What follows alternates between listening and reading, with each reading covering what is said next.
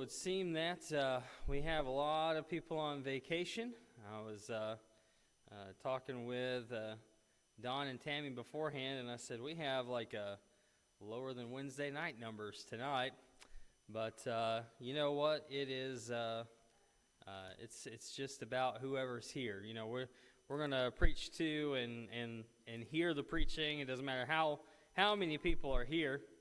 I will have to say that a few years ago, I was listening to a sermon that one of my friends did, and it was at Polishing the Pulpit in Sevierville, and he was teaching, and I didn't know where he was. I didn't actually go into this particular lesson, but during the lesson, somebody came in, and he said, I think there's a seat down here if you need it, and, you just have to kind of crawl over some people.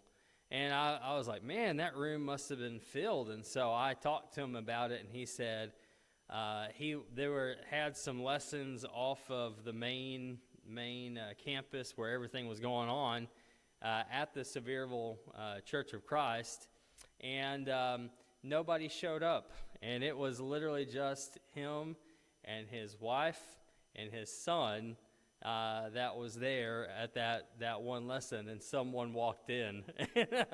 And so he's got this full auditorium, and he's preaching to 3 people. I couldn't tell at all, and I thought it was pretty funny when he told me that story. I was like, I thought you must have had like a packed room, because you're like, hey, come try to crawl over these people and come sit down in this seat. But anyway, I've always been thankful for preachers, especially I've heard from B.J. Clark on many of occasions. He would say, you know what, I'm gonna preach the same to one person as I would 1,000 people, and I think that there's some merit to that. And so, we're gonna continue on, and it doesn't matter, but we'd love to have people here, but we know that we've got a lot of people on vacation, some even leaving this afternoon to go to places. But we are in 1 Kings chapter 2, so open up your Bibles to 1 Kings chapter 2. This is David's final words. Now, I don't know about you, but there are some things that, even though you're not like right there, and I'm thinking about what's going on here in the scriptures where, it is that we have seen the life of David, and we're going to see the end of David's life in this chapter within a few verses. And I don't know if you feel the same way. Like there are so many characters out there. I've read books, and a character dies, and you're like, oh, that's sad. I think some people take that a little harder than I might. But when I think about David was a real person. And I've read through his life, and we've been studying through his life, and then you come down to the end, and you go, oh, man, that's it. That's it. There's no more, And ultimately, we're all going to get there, right? One day, there will be no more time. And so David has his final words here. And so let's look at the first few verses here, verses 1 through 4. 1 Kings chapter 2, verses 1 through 4.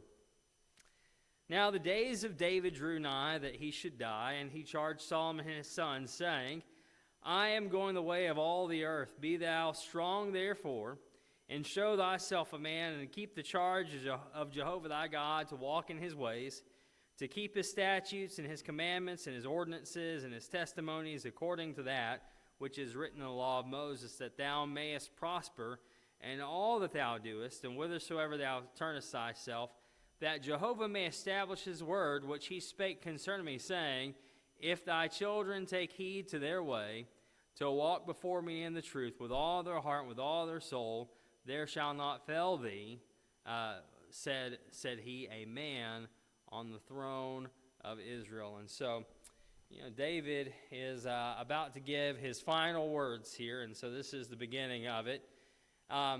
But he is giving some wisdom to his son, and I've not experienced this. I've talked to people who've had experiences like this where maybe it is a parent is about to pass away, and they give them some last thoughts as they go on from this world. And maybe you've had that. I've most of the time, at least in my life, and with the people I've been associated with and their families, most of the time it's just so sudden we just don't have this time. But David could tell that he was not long for this world, and so he then talked to Solomon. Solomon's going to be reigning after him, and so he gives him some words of wisdom. And this is what parents need to do. And I'm going to focus right now specifically on fathers. Fathers need to be such men that they can pass on this information and wisdom to their children, even as they are at the end of their life. Still have something to pass on. No matter how old a man is, you can still be a father. You can still exude wisdom, and so we need to have that kind of a mindset. When I think about the idea of fathers and wisdom, I think back to Proverbs chapter 4. In Proverbs chapter 4, and this is not working now.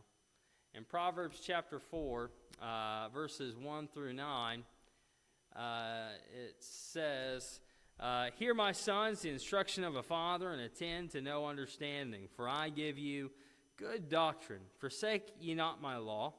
For I was a son unto my father, tender and only beloved in the sight of my mother. And he taught me and said unto me, Let thy heart retain my words. Keep my commandments and live. Get wisdom, get understanding. Forget not, neither decline from the words of my mouth. Forsake her not, and she will preserve thee. Love her, and she will keep thee. Wisdom is the principal thing, therefore get wisdom. Yea, with all thy getting, get understanding. Exalt her, and she will promote thee. She will bring thee to honor. When thou dost embrace her, she will give to thy head a chaplet of grace, a crown of beauty will she deliver to thee. And so when you have wisdom, when you're holding on to wisdom, this is what you get. And this is, of course, from a father to a son. And when you consider the writer, it makes it even more prominent in our minds. Now, let's look at verses 5 through 9, tying up loose ends here. 1 Kings chapter 2, verses 5 through 9. Moreover, again, this is David, Moreover, thou knowest also what Joab, the son of Zeruiah, did unto me, even what he did to the two captains of the host of Israel, unto Abner, the son of Ner, and unto Amasa, the son of Jether, whom he slew and shed the blood of war in peace, and put the blood of war upon his girdle that was about his loins, and in his shoes that were on his feet. And so, the very first thing is, okay, remember Joab. Remember what he has done. Not only, what he has, he says here, he's listening about these men that he killed. These were innocent men, and he killed them in cold blood. So there's that, but then also what he did unto David. What did he do to David? Well, he participated in a coup. He's participated in, of course, killing Amasa when David had put Amasa over the military for David. And so you think about this. There's a lot of things that Joab has done, and he's done it to multiple people. Verse 6, Do therefore according to thy wisdom, and let not his whore head go down to Sheol in peace. And so a hoary head, I'm looking out here, and I hate to point this out, but a hoary head, I'm going to pick on somebody who can take it. Larry Grounds has a hoary head, okay? That's gray hair, all right? If you have ever been up north in New York, they talk about the hoarfrost, and that is a layer of frost that comes on the trees, and it makes them look white. That's the idea here. But, he's saying Joab has gotten older too. Everybody's old at this point. Joab has gotten older. He's got gray hair also. And don't let him get old and die of old age here But, he says, go ahead and you must take him down. But show kindness, verse 7. Show kindness unto the sons of Barzillai the Gileadite, and let them be of those that eat at thy table, for so they came to me when I fled from Absalom thy brother. And so here's some good stuff. Take care of these people, the sons of Barzillai. Remember, Barzillai said, "Oh no, you're going to take care of. You're going to take care of Barzillai and his children, not me. I've got all of my reward already." And so Barzillai and his sons are taken care of. And so it says, "Let them eat at thy table." He has been letting them eat at his table. Now it's Solomon's turn to keep this promise. And so, eat at the table, for so they came to me when I fled from Absalom thy brother. Verse 8, and behold, there is with thee Shimei, the son of Gera, the Benjamite of Bahurim, who cursed me with a grievous curse in the day when I went to Mahanaim. But he came down to meet me at the Jordan, and I swear to him by Jehovah, saying, I will not put thee to death with the sword. Now therefore, hold him not guiltless, for thou art a wise man, and thou wilt know what thou oughtest to do unto him, and thou shalt bring his whorehead down to Sheol with blood. So again, here's something you know well to do. This man, he's not really in good terms here.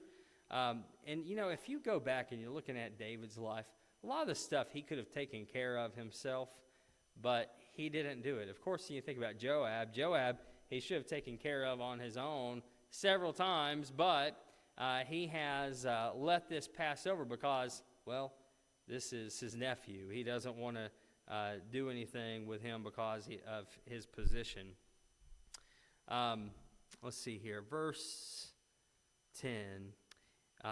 Or actually, let's stop for just a second. You think about wisdom. He keeps bringing this up. You're a wise man. You know what to do.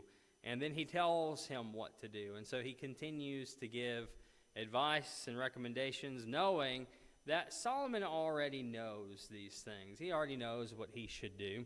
Now, I think that's a very important point to make.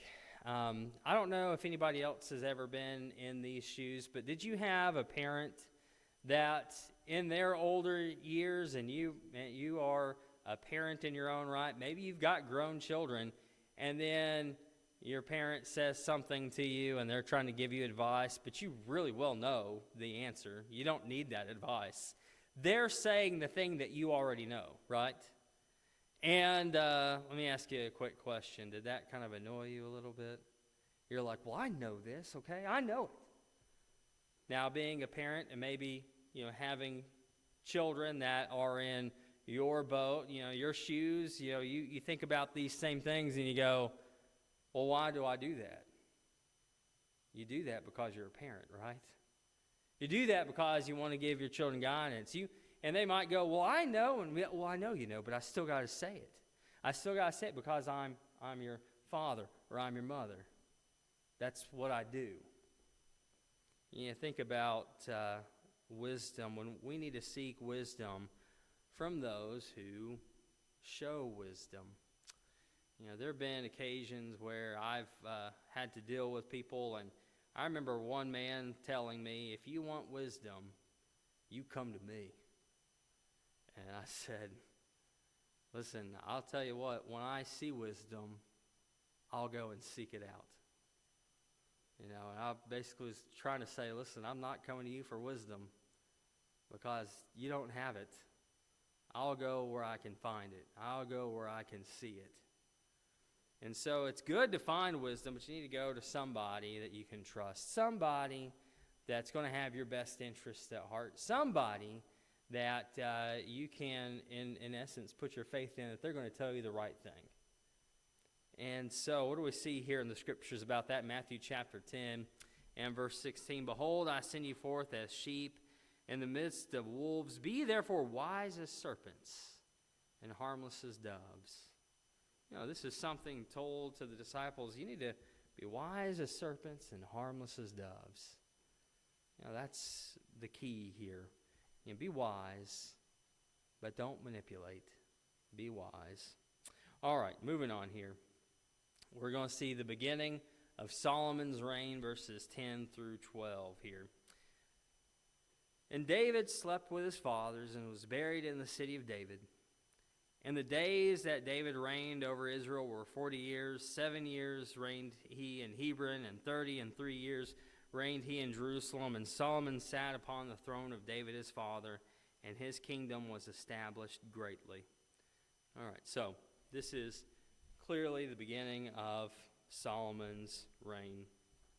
You think about this, though, while I think the focus maybe should be put on the fact that this is the beginning of Solomon's reign, I cannot help but think about verse 10 and think about how this is the end of David. David has died. David slept with his fathers and was buried in the city of David. Now, there are several things that I think about when I see a passage like this. One of them, though, I want to hone in on is this. David was so important that from here on out, everything is going to be compared to whom? To David. Well, was he a good king? Well, as far as David is concerned, he did pretty good, and that maybe not as good as David, but he did pretty good, Or what about this? What about having a city that its nickname was the City of David? I've not held that privilege. I don't know if anybody here has held that privilege. I'm from Chattanooga, Tennessee. They haven't renamed it the City of Matt yet, but maybe one of these days, I guess. But, that's not going to happen, right? This is the City of David. David was so important. It's kind of funny. There's a guy that we've known from a few years back, and he played football in college, and he was from a no-name town in West Virginia. And you could go out there, and we drove out there once for a funeral, and there's a highway named after him. And this is just such a little town that whenever somebody made it big, they were so proud. They were so happy. And so they named a highway after him. And I think it embarrassed the guy a little bit, but, listen, that's kind of what happens when people are excited for you. Well, this is much more than that. It's not anything just so little as someone naming a road after him. This is an entire city. People just recognize this as, this is the city of David. This is his. You think also about this death, and you think about some of the things that are referenced here throughout the scriptures about David. And while David was an important figure, guess what David also did? We see this in Acts chapter 2. David died. David is a human being. He died. You think to other passages in Hebrews chapter 9 and verse 27, and as it is appointed unto men once to die, and after this cometh the judgment. We need to be concerned about that last part, don't we? It's appointed unto man once to die. Every one of us is going to die. Unless the Lord comes back while we're still living, we're all going to die. And that's it. David died. Everybody dies. But the importance here is living our lives now that we can go to heaven later. We've got a judgment, and we want to be able to stand before God in the judgment confidently. Let's look at the last piece of this, and that is fulfilling promises. So all of this wisdom has been given to Solomon, and of course he knows what he should do, and David has said all these things. David dies.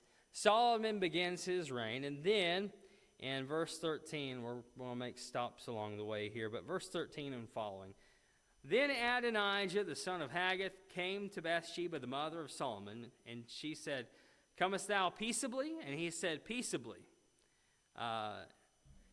He said, Moreover, I have somewhat to say unto thee. And she said, Say on.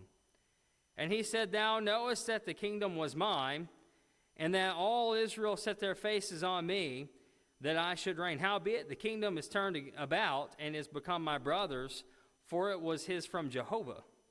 And now I ask one petition of thee, deny me not.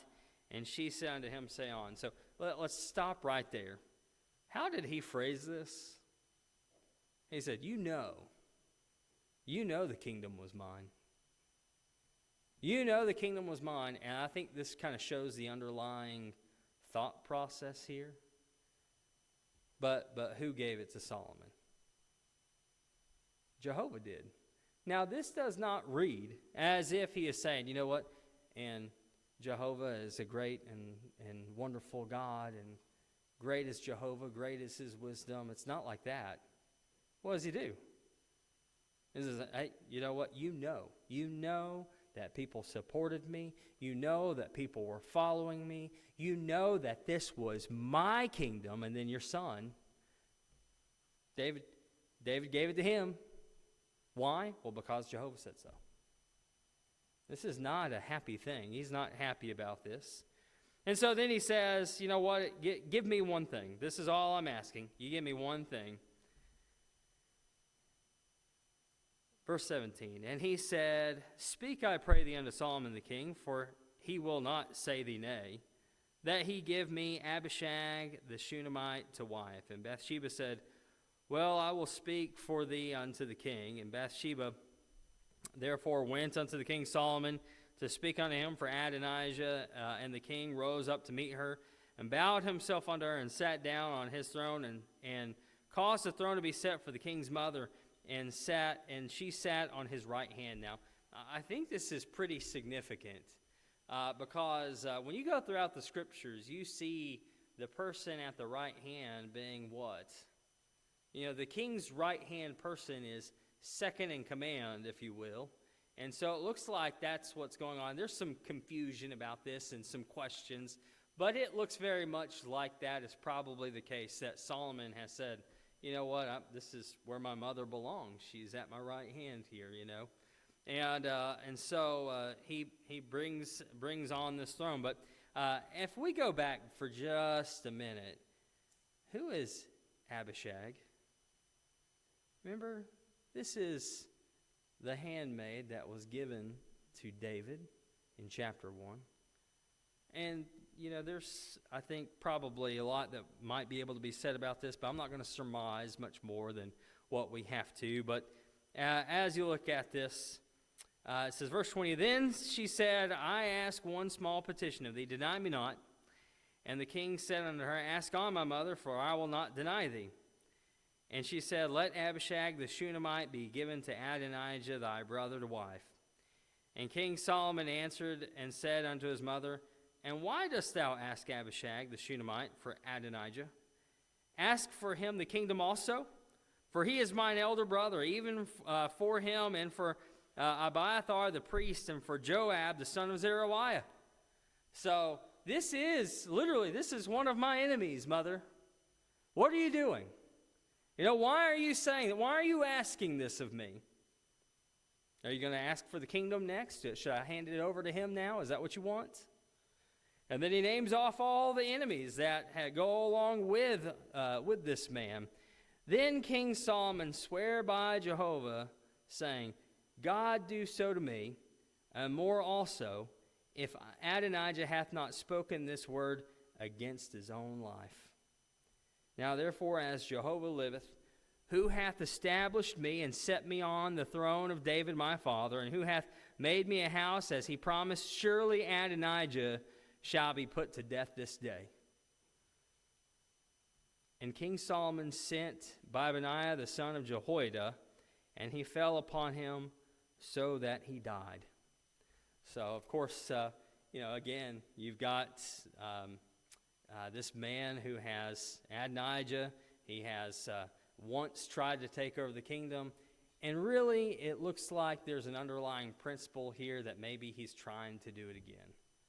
And I don't want to go into a whole lot of details, but the thought process is that even though that David did not know Abishag in the physical sense, that this was a concubine and therefore should not be passed on to Adonijah, or else it would look like he should be next in line for the throne, and that Solomon should not be king. There's a lot of nuances to that, but that's the kind of basic gist there.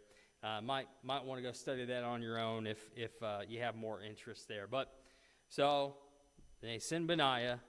I remember Benaiah is one of the mighty men of David, and he goes and he kills Adonijah.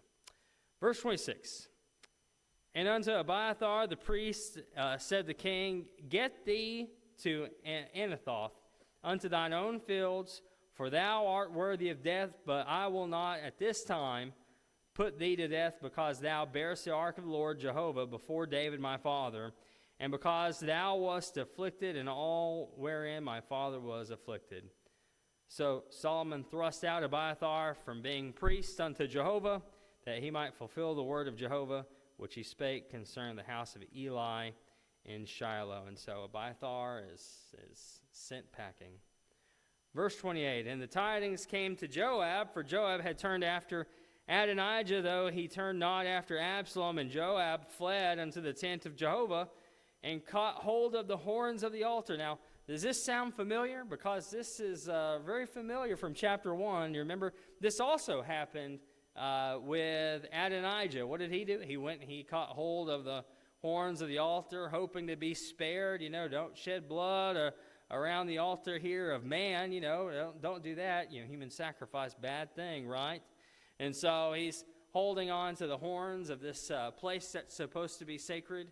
And so anyway, he gets freed at that moment, only to die not too long after that.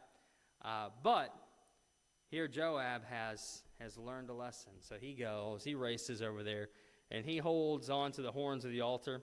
And it was told King Solomon, Joab is fled unto the tent of Jehovah, and behold, he is by the altar. Then Solomon sent Benaiah the son of Jehoiada, saying, Go fall upon him. And Benaiah came to the tent of Jehovah, and said unto him, Thus saith the king, Come forth. And he said, Nay, but I will die here. And Benaiah brought the king word again, saying, Thus said Joab, thus he answered me. So, what does Benaiah do? All right, Joab, come on out. Which is kind of funny. I think about Joab and all that he's done, and you got to think Joab has been a pretty a pretty bad guy.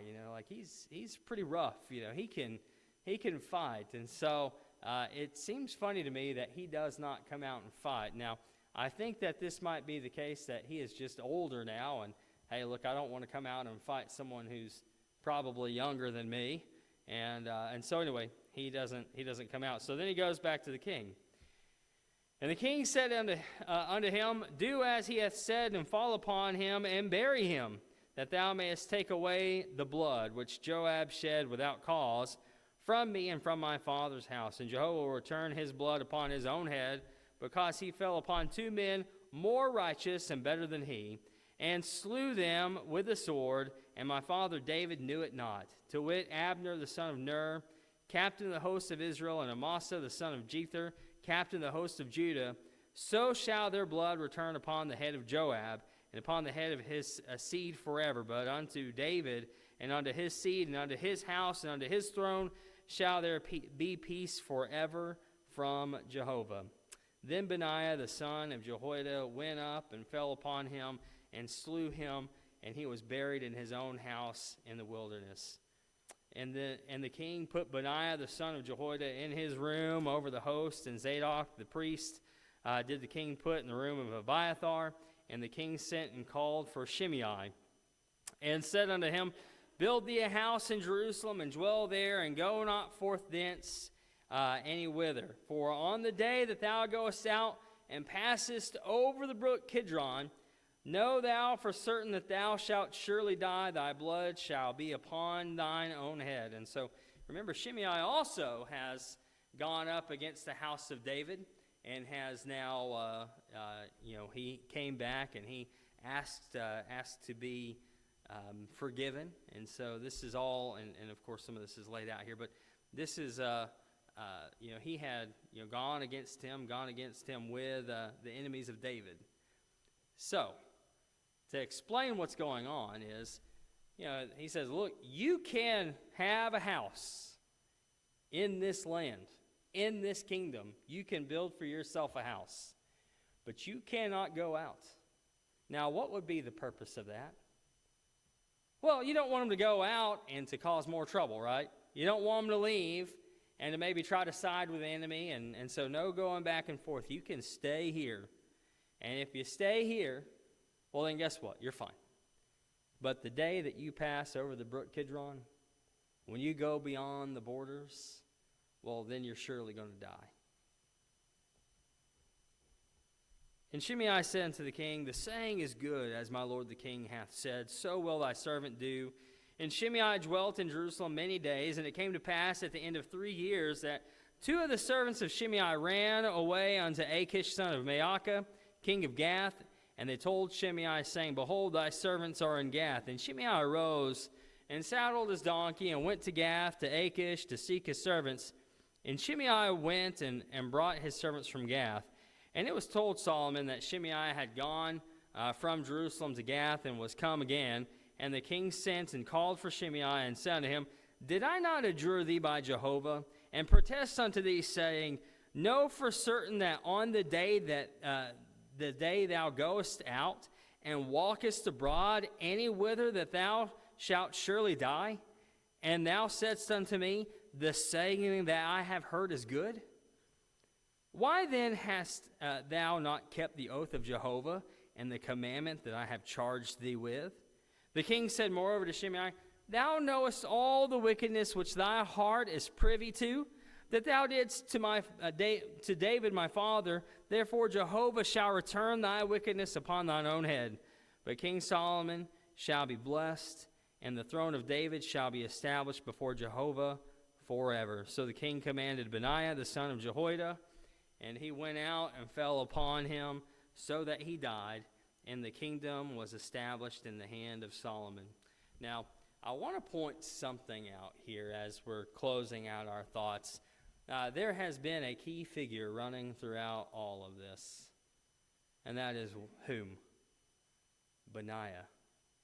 What does he do? He is continually serving the king. Whenever somebody that has been wicked needs to be put to death, well, he goes and he does it. You know, this is a faithful servant. Someone who doesn't mind doing what he has to do to get the job done, and he's ultimately doing it for the Lord. You know, this is an interesting character when you think about it. He was one of the mighty men, and he is, he's the one that fought the lion in a snowy pit. You know, he's the one who killed 2 Egyptians with the spear of the Egyptian. You know, he's done all this stuff. He's fighting, and but here you see him solely doing what Solomon says. Go and take care of Joab. So he does just that. You know, go and take care of Shimei. He does just that. You know, he is the servant of the king. Now, I want to end with this and think about this. Are we servants of the king? And of course, I mean the King of Kings. Are we being servants of the king? That's the main question. That's the main thing that we all need to answer. You know, what are we doing with our lives? Are we following the Lord, or are we doing our own thing? If we do our own thing, that's going to bring us to naught. You know, I was talking about this the other day with another preacher, and he was writing an article, and I said, he was talking about leadership and leadership needing to follow the book and whatnot, and I said, you know what this reminds me of? Our conversation reminded me of that Frank Sinatra song. You know, he talks about all the things that he did, and he said, the most important thing about that was what? I did it my way. Well, brethren, we don't do it our way. We do it God's way. Are you doing it God's way today? If not, you better make things right. And we're here for if you want to do that. If you need to become a Christian, we'd love to sit down and talk to you about that and study with you out of the Scriptures. If you're already a Christian but you have not been living faithfully, or you just need some prayers, we'll be glad to do whatever you need. But this invitation is now yours. Please accept it and come as we stand and as we sing.